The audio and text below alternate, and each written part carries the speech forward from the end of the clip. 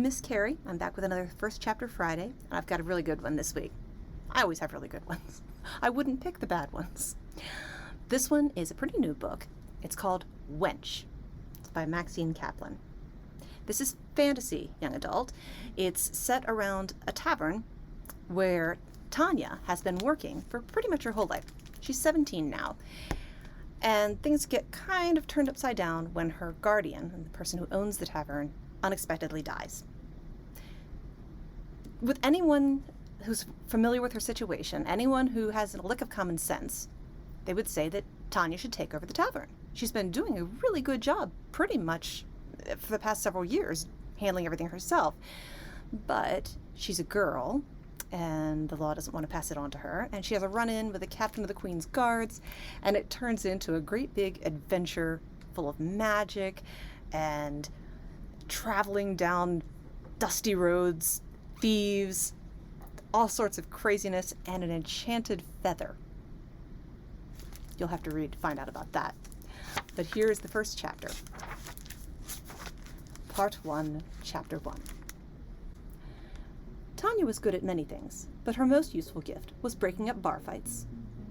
The skill was one she had honed from her earliest days at the Smiling Snake, the biggest tavern in Griffin's Port. When she was very small, all it had taken was stamping her foot and scowling. This stern little girl routine so amused the brawlers that they'd stop fighting to laugh, at least long enough for Froud to sweep in with a warm backclap and a free round. No one ever clocked that it was, in fact, a routine, devised by a girl with a job to perform at the most inconvenient height of 4 foot nothing. But tonight she wasn't in the mood. Tanya was, of course, the first to hear the raised voices by the hearth. She sighed and looked over at Froud. He was snoring away in a rocking chair next to the bourbon barrels. He wheezed through a particularly loud snore, knocking his head against the wall. She pulled her cloak off its hook and bundled it into a pillow, slipping it behind his head. "Tanya! Tanya! Tanya!" Froud slipped off his chair a little, and Tanya caught him. "I've got my hands full, not my ears, Kit Brightblood," she snapped. "What can I help you with?" "Ooh, feeling a little cheeky tonight, are we?" Just tired, like she always was. But who could complain about too much work? "Don't you worry about my cheeks," she said. "What is it?" "My table wouldn't say no to another bottle of wine." "In 5 minutes, Kit. I just have to settle Froud and then take care of whatever nonsense is happening by the fire first." By the time she was 11, breaking up these fights was second nature. Froud had gotten so deaf and sleepy that he rarely even noticed when 2 drunken brawlers were on the brink of destroying the furniture. As with so many things at the Smiling Snake, it had fallen to Tanya to throw down her rag, turn the key in the cash box, and vault her tiny round body into the middle of any given fray. Though tonight, looking down at the decaying old man she didn't know how to help or fix, she thought that the next time 2 idiots decided to fight in her bar, she might just let them break each other's heads open. Tanya caught herself and shook the thought out of her head. Doing nothing was never useful. She settled her guardian's head back on the makeshift pillow. He made a noise that almost sounded like a whimper. Tanya frowned. He should really be in bed. A glass shattered. The fighters' voices got louder, the spectators going quiet. That was never a good sign. She had let it go on too long. She grabbed 2 bottles of her strongest honey wine and a tray laden with tumblers. Bumping the side door of the bar open with one hip and balancing the tray on the other, she went to work. Tanya put her age at about 17.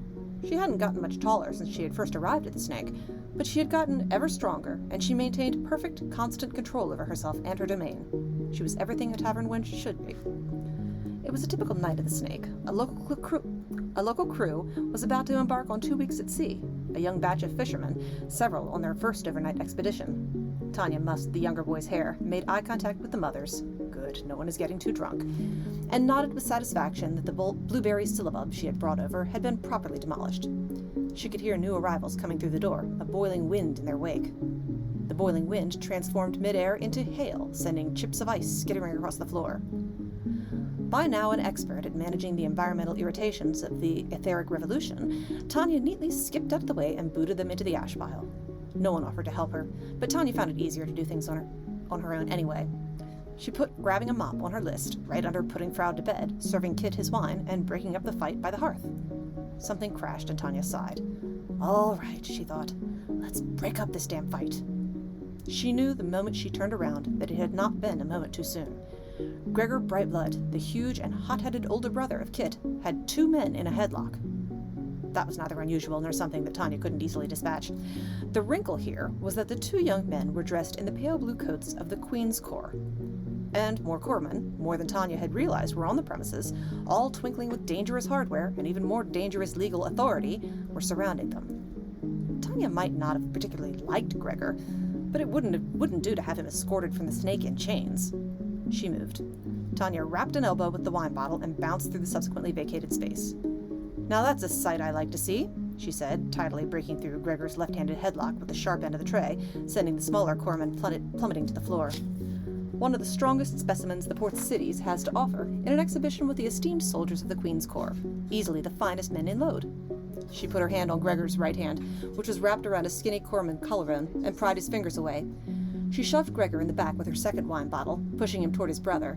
The snake regulars, knowing Gregor's intractability when drunk, closed up behind them, and Tanya turned her attention to the corpsman. "Gentlemen," she said, with as much honey in her voice as she could conjure, "allow me to show my deep appreciation for your patience with our rowdier townfolk. He's just a crabber, and not equipped with the manners or discipline we of course expect of the Queen's Corps." She pulled out a chair for the first corpsman, still struggling to his feet, and dropped to her knees to retrieve something that had gotten knocked out of the skinnier one's hands in his fall. It was a box. A glossy wooden box, carved with a single flame. Tanya thought she heard something humming inside, and moved to put it to her ear, only to have it snatched away by Skinny. Still on her knees, Tanya recovered quickly and grinned. "Trinket for a sweetheart, sir. Lucky girl to have a handsome corpsman guarding her treasures so valiantly." The skinny corpsman was part of the way toward a smile when there was a scream from the bar, and Tanya's life, as she knew it, ended. After the scream, nobody moved fast enough except for Tanya. She knocked over the table, splashing beer all over her clean floor, and pushed past the crowd that had drawn up slowly around the bar, too slowly for Tanya to push past it. No one thought to make her a path, and of course, no one hopped the bar themselves to tend to the old man. No one had moved fast enough, either toward Froud or out of her way, and by the time Tanya got to him, he was already dead. That was Chapter 1 of Wench, Maxine Kaplan. Come check it out today.